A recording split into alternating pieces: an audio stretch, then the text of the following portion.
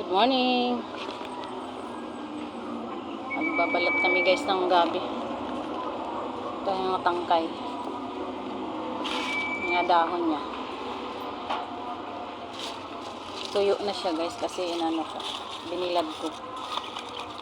Himayin daw ng ganito guys. Naghimay kami ng asawa ko. Doon siya. Dito kami sa rooftop. Kami sa mahangin dito ngayon guys, mainit. Dito kami sa may lilim kasi mainit ng panahon, sikat ng araw. Nabalatan daw ito siya, binabalatan to guys ng ganito, kaso nga lang nabilad na siya kaya medyo makunat siya, balatan. Tapos ganitohin siya, babaliin ng ganun, ganito. Lulutuin namin ito mamaya guys. May daing dyan, yan ang sahog, dried fish. Yan ang sahog. Tapos bilihan ng gata, coconut milk. Dalawang to guys, tali. Ito naglako, kaya bumili ako, binilad ko dito sa taas.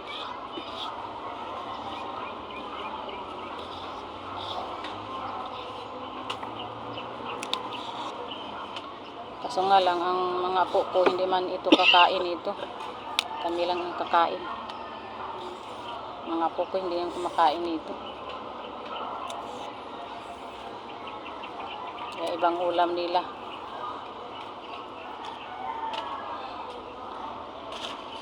Itong dahon. Yan. Ganyan daw ang gagawin. Kapag ganito na ang mga dahon niya, yung mga gurang na, ganitohin siya paghimay. Yan.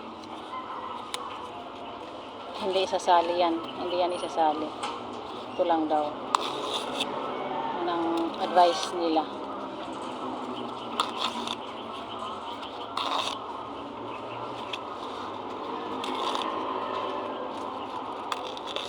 Guys, nandito kami sa taas.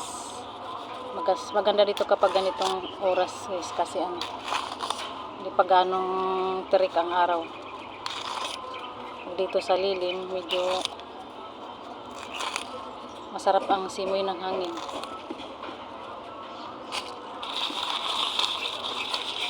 Yan. Kailangan pa rin ito hugasan. Pakuluan muna ito ng isang bisis. Unang kulo, ayan tatapon yung sabaw. Tsaka lang sabawan ng pangalawang gata ng niyog.